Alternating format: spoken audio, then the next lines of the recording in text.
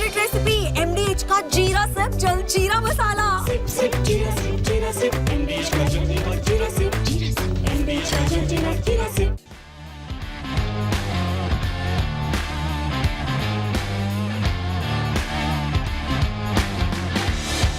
नमस्कार, स्पोर्ट्स 9 में आप सभी का स्वागत है। मैं हूं शिवेंद्र, मेरे साथ हैं मेरी सहयोगी अंकिता और साथ ही साथ अब तक वो चर्चा गर्म है जो लॉर्ड्स टेस्ट में हार के बाद शुरू हुई थी।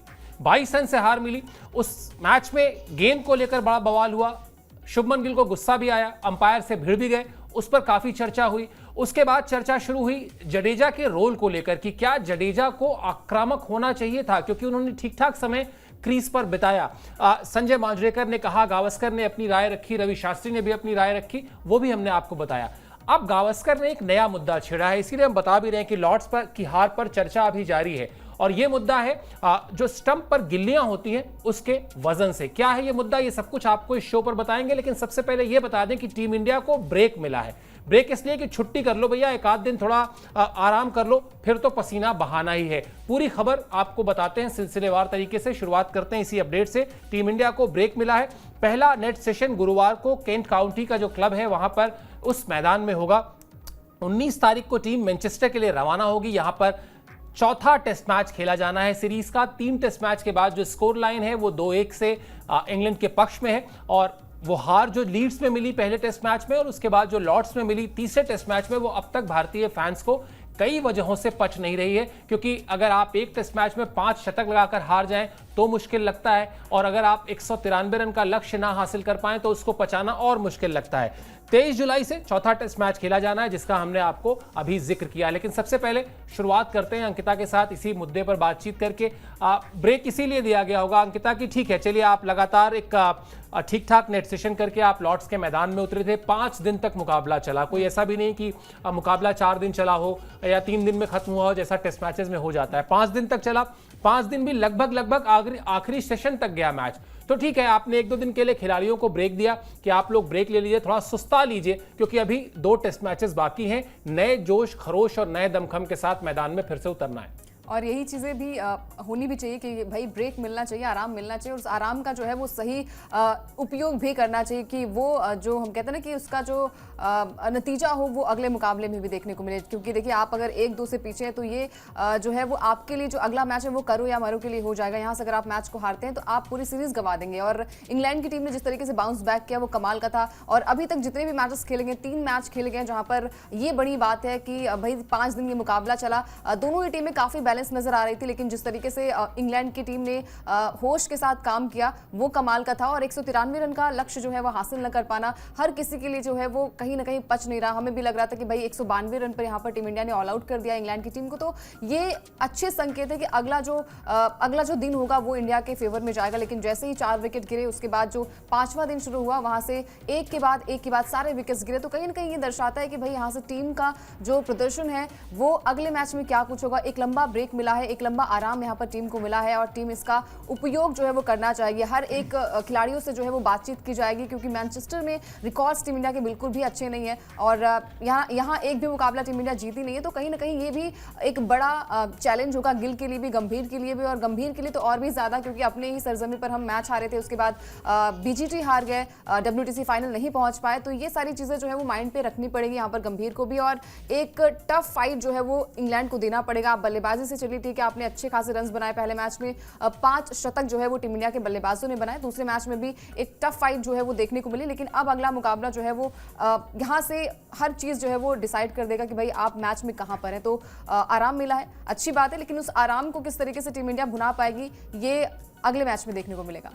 बिल्कुल। और गौतम गंभीर पर दबाव इसलिए भी ज्यादा है क्योंकि जब उन्हें कोचिंग का रोल दिया गया था, कोच की जिम्मेदारी सौंपी गई थी, तब भी तमाम लोगों ने यह कहा था कि बतौर कोच गौतम गंभीर के पास जो कामयाबियां हैं वो लिमिटेड ओवर्स में हैं और असली टेस्ट उनका जो होगा वो टेस्ट क्रिकेट में होगा। और वो टेस्ट क्रिकेट जो है लगातार गौतम गंभीर की परीक्षा ले रहा है और कहीं ना कहीं उनको परेशान ही कर रहा है। जैसा अंकिता ने भी कहा, न्यूजीलैंड से आप भारतीय टेस्ट क्रिकेट के इतिहास में पहली बार ऐसा हुआ कि कोई टीम आपको घर में 3-0 से हरा कर गई, बड़ी हार थी। उसके बाद बॉर्डर गावस्कर ट्रॉफी आपके पास 1 दशक से 10 साल से आपका उस पर कब्जा था, वो कब्जा आपने गंवा दिया, वो भी बड़ी हार थी। वर्ल्ड टेस्ट चैंपियनशिप का फाइनल जहां पहली दोनों बार भारतीय टीम फाइनल तक पहुंची थी।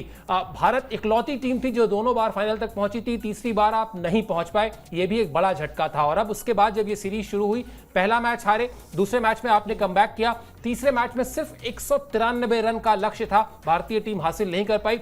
इसलिए भी जो मैनचेस्टर के मैच की अहमियत है, उसकी जो क्रूशियल अप्रोच उस मैच में होना चाहिए, जो अंकिता ने भी कहा, वो भी साफ तौर पर समझ में आ रहा है। और यही वजह है कि मैनचेस्टर टेस्ट के लिए भारतीय टीम को ब्रेक जरूर दिया गया है, लेकिन प्लेइंग 11 को लेकर चर्चा शुरू हो गई है। क्या है ये चर्चा? इस चर्चा में कौन कौन से खिलाड़ियों को लेकर ज्यादा बातचीत हो रही है, ये भी आपको बता देते हैं। जसप्रीत बुमराह को लेकर अभी फैसला हुआ नहीं है, क्योंकि जसप्रीत बुमराह आप जानते हैं 5 टेस्ट मैच में से 3 टेस्ट मैच उनको खेलने हैं और 2 वो खेल चुके हैं, 2 टेस्ट मैच बचे हैं, इसमें से किस एक टेस्ट मैच में वो खेलेंगे ये देखना दिलचस्प होगा।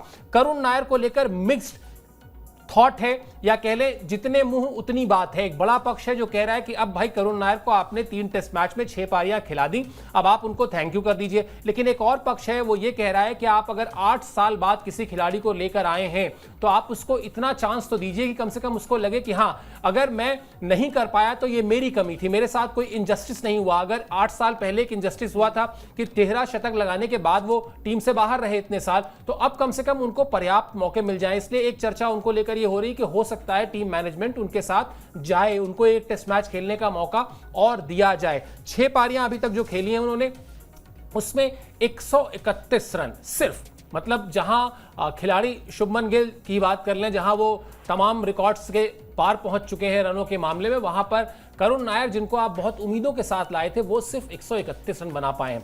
बावजूद इसके अंकिता, थॉट जो है मुझे जो लग रहा है वो यही है कि भाई किसी एक बल्लेबाज को अगर आप 8 साल के बाद लेकर आए हैं टेस्ट टीम में और ये सोचकर लेके आए हैं कि अगर हमारा दांव सही चल गया, अगर ये ठीक कर गया, तो वर्ल्ड टेस्ट चैंपियनशिप का जो ये साइकिल है 2 साल का, इसमें हम इस खिलाड़ी के साथ जाएंगे। आप एक मौका अगर उसको दें तो कोई बहुत जाती नहीं होगी टीम के साथ। हाँ, अगर आप नहीं देते तो उस बल्लेबाज के साथ मुझे लगता है जाती होगी जिसको आप 3 टेस्ट मैच के बाद खारिज कर देंगे, क्योंकि अब अगर वो गए तो मुझे वापस आते नहीं दिखते। देखिए, और अगर आपको उन्हें हटाना ही था तो आई थिंक तीसरे टेस्ट मैच में आप हटा देते, क्योंकि दोनों मैच में उनका प्रदर्शन अच्छा नहीं था। अब जाकर अगर आप प्लेइंग 11 से थोड़ी भी छेड़खानी करेंगे तो आपके पक्ष में ये मैच नहीं जाएगा। आप जितने भी खिलाड़ियों के साथ खेल रहे हैं, उसी खिलाड़ियों की थोड़ी बहुत अदला बदली हो सकती है कि भाई अगर बुमराह 3 टेस्ट मैच खेलेंगे, क्योंकि 3 टेस्ट मैच की बात हुई थी, अब तीनों टेस्ट मैच में आखिरी 2 में से कौन सा वो मैच खेलेंगे ये अभी तक कंफर्म हुआ नहीं। लेकिन हाँ, करुण नायर जिन्होंने अपने दमखम से अच्छा प्रदर्शन किया और इतने अरसे बाद, एक लंबे अरसे के बाद अगर उन्हें टीम में शामिल किया गया है, तो ये उनके साथ जस्टिस नहीं होगा। अगर आपने मौका दिया है तो हर एक मैच में क्या पता कि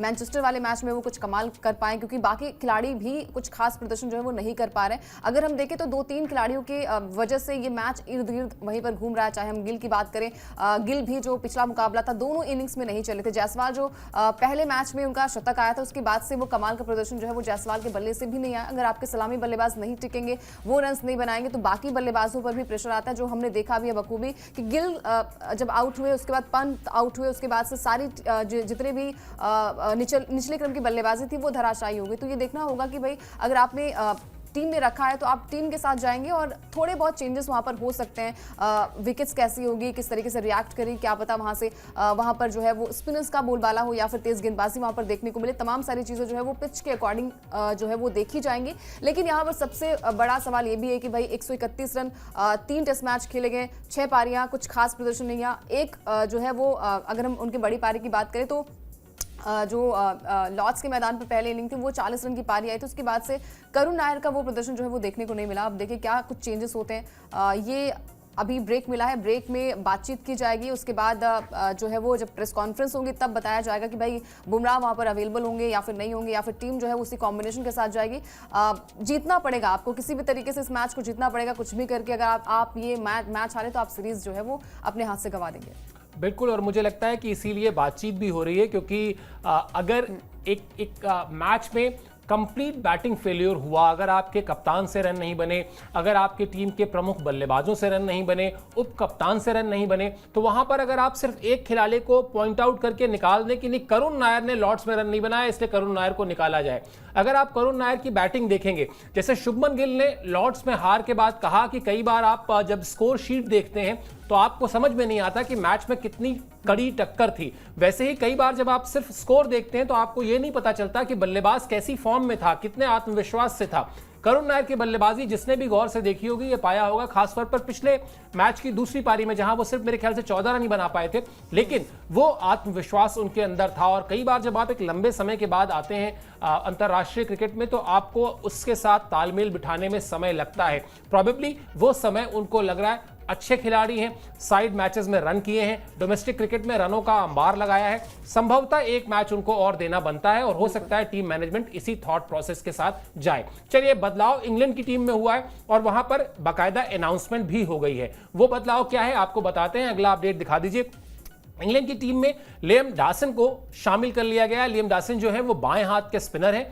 चोट लगने की वजह से शोएब बशीर बाहर हुए थे, उनकी जगह पर उन्हें शामिल किया गया है। बशीर को लॉर्ड्स टेस्ट में कैच लेते वक्त चोट लगी थी और उसके बाद उन्होंने वो उंगलियों में पट्टी बांधकर जिस तरह से मोहम्मद सिराज को आउट किया वो दिल तोड़ने वाला था, लेकिन अब उनके उंगली में फ्रैक्चर है और इसलिए वो बाहर हो गए हैं इस सीरीज से और लियम डॉसन को लाया गया है। अब जो लाया तो गया है, लेकिन अंकिता सवाल ये है कि आप जोफ्रा आर्चर को लेकर आते हैं, मतलब इसके सिक्के के दोनों पहलू हैं। आप किस तरह से देखना चाहते हैं या टीम इंडिया किस तरह से देखेगी, ये देखना दिलचस्प होगा। शायद इसी में अगले मैच का राज भी छुपा हुआ है। 2017 में लियम डॉसन आखिरी टेस्ट मैच खेलते हैं, कुल 3 टेस्ट मैच का तजुर्बा है। 2017 के बाद हम 2025 में खड़े हुए, 8 साल का गैप हो चुका है, लगभग करुण नायर वाली स्थिति है। आप उनको लेकर आते हैं, क्या आपको दिमाग में यह रखना होगा कि जोफ्रा आर्चर भी 4.5 साल बाद आए थे और उन्होंने आते ही पहले ही टेस्ट मैच में अपना असर छोड़ा। क्या लियम डॉसन को लेकर यह अप्रोच होना चाहिए कि बहुत सावधान रहना चाहिए, ये 8 साल बाद आ जरूर रहे हैं लेकिन कमाल कर सकते हैं, या फिर यह अप्रोच होना चाहिए कि नहीं, हम स्पिनर से खिलाफ अच्छी बल्लेबाजी करते आए हैं, हमारी टीम स्पिनर से खिलाफ सहज है, कोई टेंशन नहीं लेना है, जिसको आना है, जिसको प्लेइंग 11 में आना है आता जाए। हम देखिए जैसे कि लॉर्ड्स में हमने देखा कि भाई 192 पर ऑल आउट हो जाती है, उसके बाद से चेहरे जो है वो थोड़े से गिर जाते हैं। जो इंग्लिश जो खिलाड़ी होते हैं उनके कहीं ना कहीं चेहरे गिर जाते हैं, लेकिन उसके बाद से उनमें जोश था, वो पोटेंशियल था, वो कैलिबर था कि भाई हम मैच को जीत जाएंगे। और 3 टेस्ट मैच अगर आपने खेले हैं तो आई थिंक कोई भी खिलाड़ी अब तो नहीं जज कर पाएगा कि भाई इंग्लिश जो गेंदबाजी है, इंग्लिश जो बल्लेबाजी है वो कमाल की नहीं, क्योंकि आपसे वो कहीं आगे निकल चुके हैं। और मैनचेस्टर में ये भी देखना होगा कि भाई बेन स्टोक्स की कप्तानी जिस तरीके से रही है, जो रोटेशन यहाँ पर गेंदबाजों का रहा है और जिस तरीके से पेशेंस उन्होंने दिखाया है, कोई एग्रेशन नहीं, किसी तरीके से शोबाजी वहां पर नजर नहीं आई, तो उनकी कप्तानी की तारीफ करनी बनती है। और जो भी डिसीजन वो लेते हैं वो सोच समझ कर लेते हैं। और जैसे जोफ्रा की हम बात करें कि भाई 4 साल बाद वो उन्होंने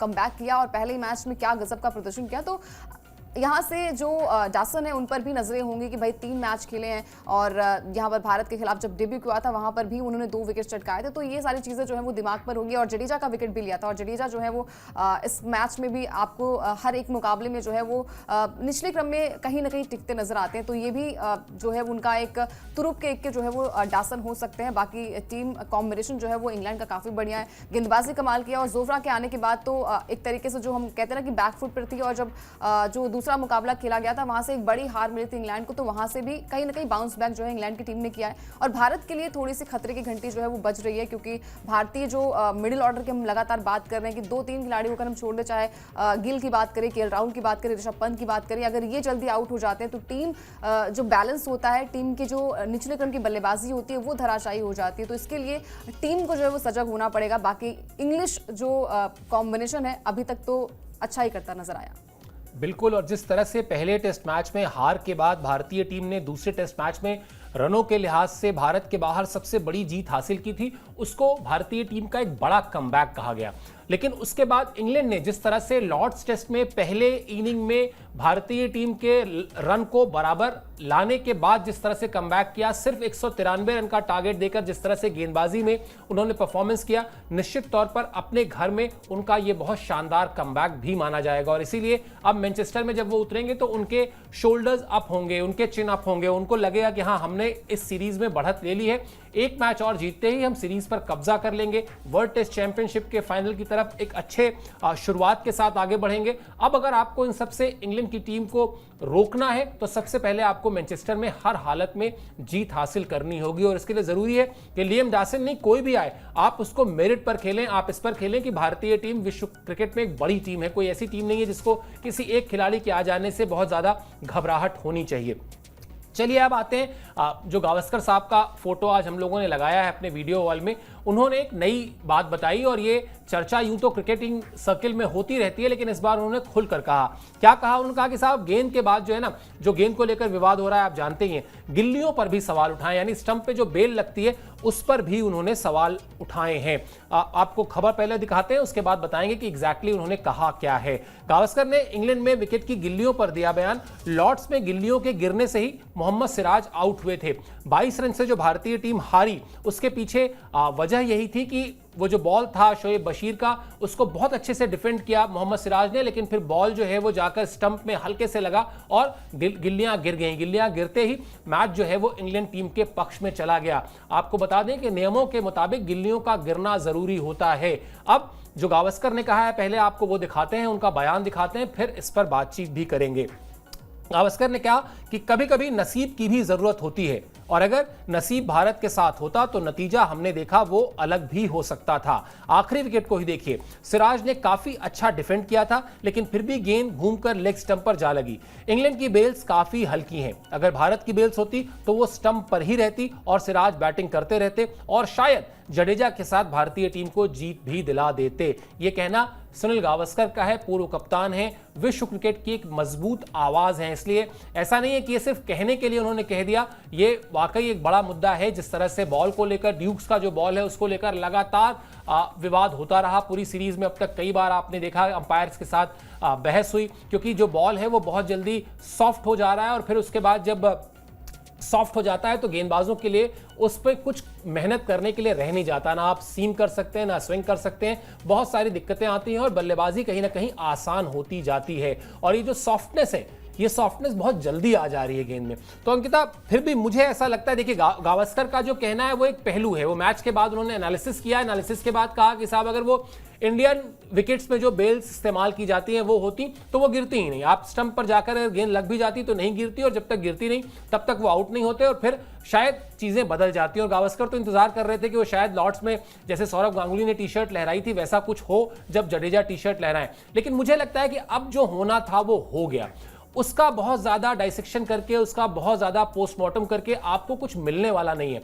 बेहतर होगा कि आप इस माइंडसेट के साथ जाएं कि आप सीरीज में 2-1 से पीछे जरूर है, लेकिन आपने इंग्लैंड के सामने घुटने नहीं टेके हैं। आपने इंग्लैंड को लगातार कड़ी टक्कर दी है। आपने इंग्लैंड के गेंदबाजों को, इंग्लैंड के बल्लेबाजों को, इंग्लैंड के कप्तान को उनके माथे पर पसीना ला के दिया है। तो मुझे लगता है इन सारी चीजों को सोचना चाहिए, वनस्पत इसके कि बॉल में प्रॉब्लम है या गिल्लियां हल्की हैं। अब तो जो होना था हो चुका था, आगे बढ़ना ज्यादा जरूरी है। बिल्कुल, और कल हम भी यही बात कर रहे थे कि भाई जो यहाँ पर जो गेंदबाजी हुई या फिर जो खिलाड़ी थे वो कहीं ना कहीं विवादों में फंसे रहे, और अगर आप इसी चीज में फंसते हैं तो आपका माइंड डाइवर्ट होता है, आप फिर गेम में फोकस नहीं कर पाते हैं, जो कि हमने इस मैच में देखा। और जो बात रही सिराज के विकेट गिरने की, तो भाई मैच बहुत आगे पहुंच गया था, इंग्लैंड के मुंह में वो मैच चला गया था। और अगर हम कहें तो कहीं ना कहीं जो हमारे टॉप ऑर्डर बैट्समैन थे वहां से रन बन सकते थे, बहुत ज़्यादा रन नहीं थे। आप गेंदबाजों से क्या उम्मीद कर सकते कि भाई वो आए और मैच को जिताकर चले जाएं। आपके जो पहलू हम अगर बात करें तो वहां से आपके टॉप ऑर्डर बैट्समैन है, जहां पर जायसवाल का बल्ला नहीं चला, करुण नायर जो है वो सस्ते में आउट हो गए, गिल का बल्ला नहीं चला, और केएल राहुल और जो पार्टनरशिप हम हमेशा कहते हैं कि भाई एक अच्छी पार्टनरशिप केएल और पंत के बल्ले से आती है, वो पार्टनरशिप वहां पर देखने को नहीं मिली। और सबसे बड़ी बात है कि इतने बड़े लक्ष्य थे भी नहीं कि आपको इतने ज्यादा घबराने की जरूरत होगी कि आपके सारे विकेट्स गिर गए। बात जो स्टंप की बॉल की है, तो कहीं ना कहीं वो दुख तो होता है, क्योंकि अगर आप कैच आउट होते, आप एलबीडब्ल्यू होते, आप बोल्ड होते, तो वो पछती बातें, लेकिन इस तरीके से आउट हो जाना ये कोई भी खिलाड़ी जो है वो डिजर्व नहीं करता। बट ठीक है, वो बातें बीत गई, हम उस बातों को भुलाकर हमें जो गलतियां हमने की हैं, जो हमारे बल्लेबाजों ने गलतियां की हैं, जो हम कहते हैं ना कि विकेट्स को थोड़ा पढ़ने में शायद वो गलती हो गई, तो उस गलती को सुधार के आगे बढ़ना पड़ेगा। बाकी चर्चाएं तो हर एक मैच में होती हैं कि भाई ये थोड़ी सी कंधे टकरा गए, थोड़ी बहस हो गई, थोड़ी गहमा गहमी हो गई। ये टेस्ट मैच है, इसमें होना भी चाहिए, तभी आई थिंक फैंस को भी मजा आता है। और जब आप दिमाग से खेलते हैं, जब आप लगातार पार्टनरशिप बिल्ड होती है, तो ये इंग्लिश जो टीम है वो भी यही करती है कि किस तरीके से पार्टनरशिप को तोड़ा जाए और किस तरीके से जो है वो माइंड को डाइवर्ट किया जाए। अब गावस्कर ने ये कहा कि भाई गिल्लियां जो है वो थोड़ी सी वजन जो है वो कम ज्यादा थी, इसकी वजह से आउट हो गए सिराज। खैर मेरे हिसाब से ये लगता है कि आप मैच में बहुत पीछे चले गए थे, आप विकेट्स नहीं गिरते, और जो हम कहते हैं ना कि 5वें दिन की जब शुरुआत हुई जब वो विकेट पंत का गिरा, वहीं से जो है वो मैच का पूरा नतीजा बदल गया था। नीतीश रेड्डी पर भी सवाल उठने चाहिए कि भाई अगर आपको मौका मिला है तो कम से कम आप 20 या 25 रन तो आपको बनाने चाहिए। बाकी अगले मुकाबले पर फोकस करना पड़ेगा, तभी इस मैच को आप अपने नाम कर पाएंगे। बाकी जो चीज़ें चल रही हैं वो चलती रहेंगी। टेस्ट मैच है, यहाँ से हर खिलाड़ी को जो है वो ये देखना होगा किस तरीके से आप बल्लेबाजी करते हैं, किस तरीके से आप गेंदबाजी करते हैं, और इतना अगर लंबा गैप आपको मिला है तो उस गैप में आप सारी गलतियों का एनालिसिस करेंगे और तब जाकर आपको अगले मैच में जो है वो जीत का स्वाद मिल सकता है। बिल्कुल, और उसके लिए सबसे ज़्यादा ज़रूरी जो है वो है कि आप पीछे मुड़कर अपनी गलतियों को देखें तो ज़रूर, उससे सबक तो लें ज़रूर, लेकिन उसको लेकर बैठे ना रहें, उसके बोझ में ना अपने आप को कहीं दबा ना लें। और अगर वो हो गया तो फिर और ज़्यादा गड़बड़ हो जाएगी, आप बैकफुट पर ही रहेंगे शुरुआत से। ज़रूरत है नए जोश, नई उमंग के साथ, नए मजबूत इरादों के साथ मैदान में उतरने की, इसीलिए ब्रेक भी दिया गया है। सौरव गांगुली ने शुभमन गिल का साथ दिया है। दरअसल शुभमन गिल को लेकर दो तरह की बातें हो रही थी। जब पहला मैच भारतीय टीम ने गंवा दिया तो एक बहुत बड़ा वर्ग था जो कह रहा था कि साहब आक्रामक नहीं दिखते, बड़े शांत से रहते हैं, वो फील्डिंग प्लेसमेंट में आक्रामक नहीं दिखते, वो अपने जेस्चर में आक्रामक नहीं दिखते। लीजिए साहब, वो आक्रामक हो गए। अब आक्रामक हुए तो क्या हुआ कि लॉर्ड्स टेस्ट में गेंद बदलने को लेकर अंपायर से भिड़ गए, विरोधी टीम के खिलाड़ी को उंगली दिखा दी। तो वो जो एक आक्रामकता की तमाम दिखने वाली तस्वीरें होती हैं, वो तस्वीरें शुभमन गिल के चेहरे पर हमने देखी। अब इसको लेकर अलग से बातचीत हो रही है कि क्या भारतीय टीम इसलिए हार गई क्योंकि बेवजह वो आक्रामक हुए, उनका खेल जो है वो असर उस पर पड़ा, नकारात्मक असर पड़ा। इन सब के बीच सौरव गांगुली ने शुभमन गिल का साथ दिया है, उनकी कप्तानी को लेकर कुछ कहा है। क्या कहा है वो हम आपको बताते हैं। वो कप्तानी को अपनी तरह से संभालेगा, धीरे धीरे वो बहुत कुछ सीखेगा भी। कोई भी कंप्लीट कैप्टन बनकर नहीं आता। उसने बर्मिंघम में अच्छा किया था, आगे और भी बेहतर करेगा। आपको उसे समय देना होगा, वो एक युवा कप्तान है। मुझे लगता है और कोई ये बात कहे शुभमन गिल को लेकर तो शायद बाद में समझ में आएगी, लेकिन सौरव गांगुली की कप्तानी के जो फैंस हैं वो करोड़ों की तादाद में है। मतलब अब भी आपको बहुत सारे ऐसे फैंस मिलेंगे जो रिकॉर्ड बुक को अलग रखकर कहते हैं कि नहीं साहब, भारत में तो अगर कोई कप्तान हुआ सबसे अच्छा तो वो सौरव गांगुली हुए।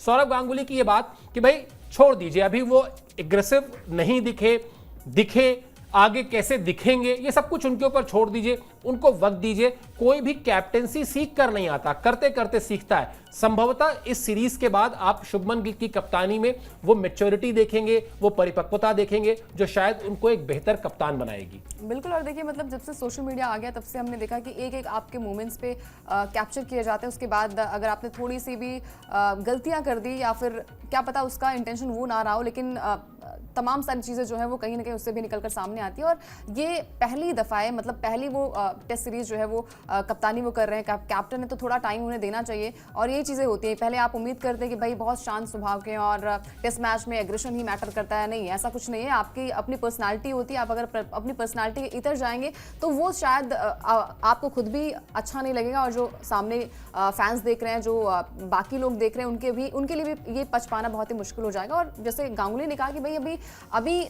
कोई कैप्टन बनकर नहीं आता, आप उसे मौका दीजिए और धीरे धीरे जो है वो समझेंगे भी, और समझदारी जो है वो गिल दिखा भी रहे हैं। जिस तरीके से वो बल्लेबाजी, और जब आपको पता है कि आप पार्टनरशिप आपकी अच्छी हो रही है और फिर विकेट्स गिर जाते हैं और फिर आप पे प्रेशर भी आ जाता है कि भाई बेसबॉल स्टाइल में इंग्लैंड की टीम खेलती है, तो वहाँ से भी ये थोड़ी मुश्किलें उनके लिए भी हो जाती है। लेकिन जिस तरीके से वो पेशेंस के साथ मैदान पर टिके रहते हैं और जिस तरीके से उन्होंने हर एक मुकाबले में अपना अच्छा प्रदर्शन दिया है, और एक या दो मैच से आप किसी खिलाड़ी को जज नहीं कर सकते। अभी ये उनके लिए पहला मौका है, और आगे जितने भी जब हम कहते हैं ना कि विराट कोहली भी आए थे, तो आई थिंक हर किसी के लिए जो है वो फर्स्ट एक्सपीरियंस थोड़ा सा अलग होता है। किसी के लिए थोड़ा लक फैक्टर भी होता है कि भाई लक की बात है, चलिए ठीक है, आपके साथ किस्मत भी साथ लाइए। लेकिन बाकी जो पहला एक्सपीरियंस होता है वो थोड़ा सा हर किसी के लिए डिफरेंट होता है। तो मौका दीजिए, और मौके अगर आप देंगे तो वैसा रिजल्ट भी आपको देखने को मिलेगा।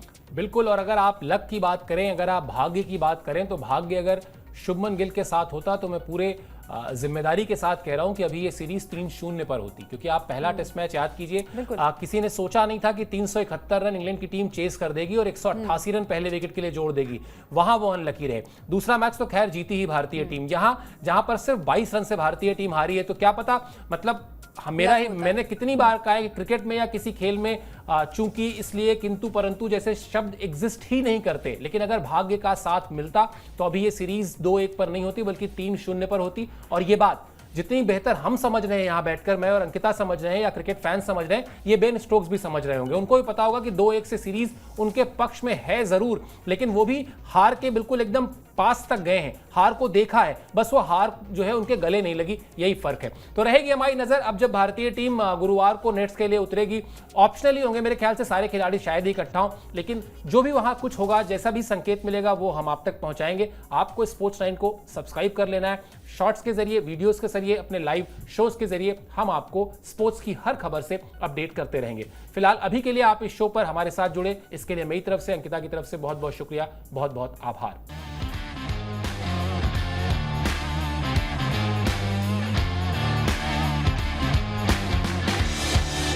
ये है सीक्रेट रेसिपी MDH का जीरा सब्ज जलजीरा मसाला।